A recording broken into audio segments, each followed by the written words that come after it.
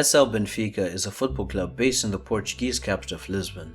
Regarded as the biggest club in the country today, Benfica was originally founded on humble foundations off the southwest coast of the Mediterranean nation.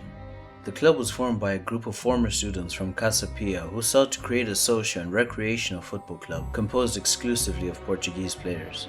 They decided that the club's colors would be red and white, the crest would contain an eagle, and the club motto would be E Pluribus Unum. Thus, Sport Lisboa was born. Despite a merger that changed the club's name to Sport Lisboa e Benfica and increased the number and quality of facilities available to the club, Benfica endured a tough few early years. Having been formed in 1904, it took Benfica a few decades before they had firmly planted their foot in Portuguese football. The formation of the Portuguese League in 1934 saw Benfica emerge as the dominant team in Portugal, as they won 3 consecutive titles between 1936 and 1938. By the time the 50s had ended, Benfica had 9 Primeira Ligas and 10 Portuguese Cups in their trophy cabinet. The decade also saw the club win the Latin Cup, the predecessor to the European Cup, and in doing so became the first Portuguese team to win an international trophy. That would just be an indicator of things to come though, as the 60s were very fruitful for the Portuguese side that would become one of the big boys in the European football scene.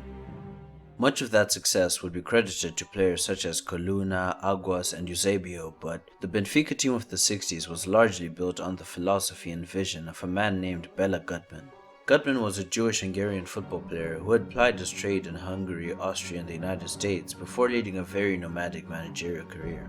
He began his coaching career with SC Hakoah Vienna in 1933, then took charge of FC Twente for 2 years before returning to Hakoah Vienna for a year, then managing Hungarian side Újpest, where he won his first piece of silverware. The outbreak of World War II in 1939 saw all professional football in Europe come to a halt, but upon its return, Guttman took charge of several clubs across the continent with jobs in Romania, Italy and Cyprus before getting his first big job with AC Milan. Fittingly called the original Jose Mourinho for his brash and charismatic approach and a desire to squeeze the most out of his players, he was famously quoted as saying, "The third season is fatal." It was no surprise then that, while at Milan, he was sacked midway through his second season as Milan sat on top of the table. Following a number of disputes with the board, he was dismissed and upon his departure he infamously said, "I have been sacked even though I am neither a criminal nor a homosexual. Goodbye." Never deterred, he continued his nomadic ways, managing Vicenza and Honved, before spending a year in Brazil with Sao Paulo. During his time there, Guttman popularized the 4-2-4 formation, which would see Brazil dominate at the 1958 World Cup. After returning to Europe, he came to Portugal where he took charge of FC Porto. While at Porto, he helped them overtake Benfica and win the league title before jumping ship after just 1 season and joining Benfica. It would be at Benfica where Guttman would rise in stock as a world-class continental coach and make himself a part of football folklore forever. He officially signed for Benfica in June of 1959 and immediately made radical changes as he saw fit. He promptly got rid of 20 first-team players and stocked the squad with promoted youth players. He also later managed to sign Eusebio from under the noses of rival Sporting after getting a strong recommendation from a Brazilian coach who sided toward Mozambique.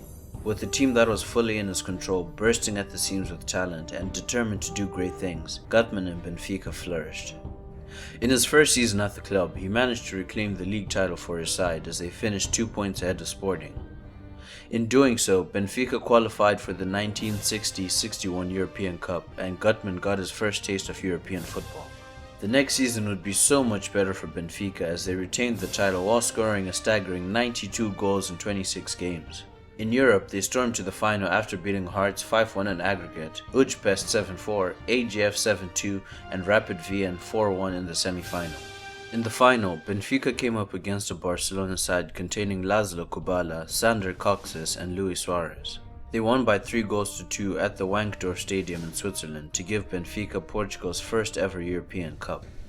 The triumph meant Benfica were the first team not named Real Madrid to win the trophy following the Spanish side's 5 consecutive wins since the competition's inception.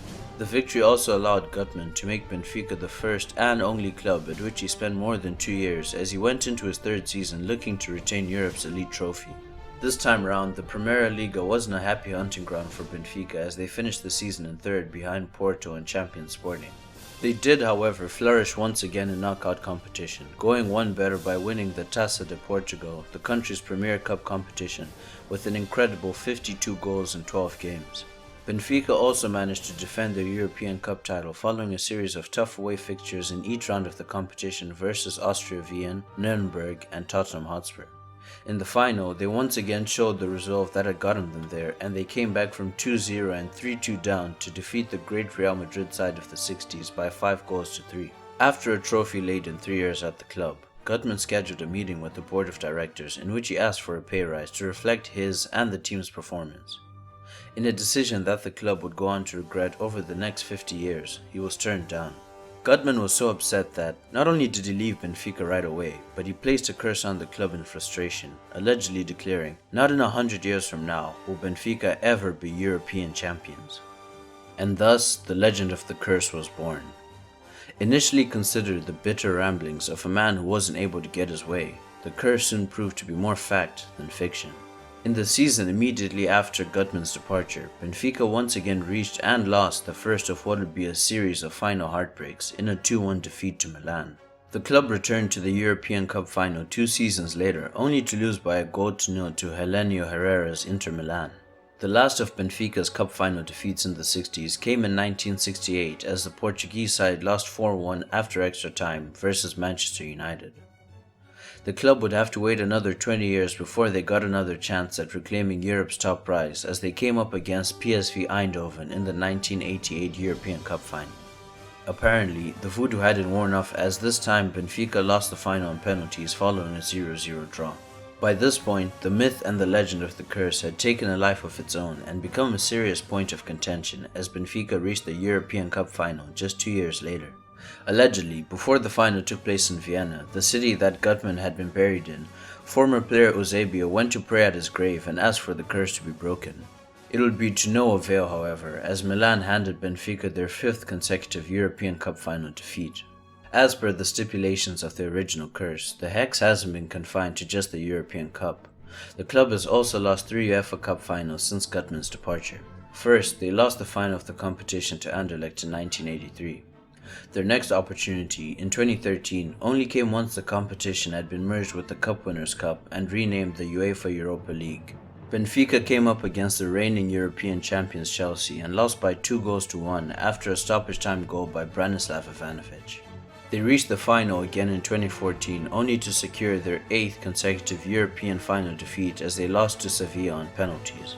And that's where the club stands today. They've won a multitude of domestic trophies and been host to some of the best players on the planet, but they've now gone 8 finals in 57 years since they won a European trophy.